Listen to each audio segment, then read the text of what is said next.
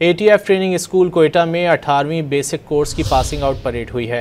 Pass out होने वालों में बलूचिस्तान पुलिस के 161 और पुलिस ट्रेनिंग कॉलेज से आए हुए लोअर कोर्स के 200 जवान शामिल हैं। IG बलूचिस्तान मौज़म जा अंसारी ने कहा कि सूबे में बहुत जल्द खुशहाली और अमन का दौरा होगा।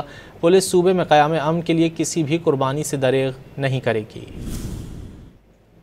आज की ये पुरवकार तकरीब जिसमें बलूचिस्तान पुलिस के जवान इंसदाद दहशतगर्दी की तरबियत हासिल करके पास आउट हो रहे हैं, ये एक सिलसिला है जो जारी है। इंशाअल्लाह इसके नतीजे में बलूचिस्तान में और पाकिस्तान में अमन वो दिन दूर नहीं जब हर तरफ खुशहाली और अमन होगा। बलूचिस्तान हुकूमत की तरजीहात में अमन व अमान की बहाली सर फहरिस्त है।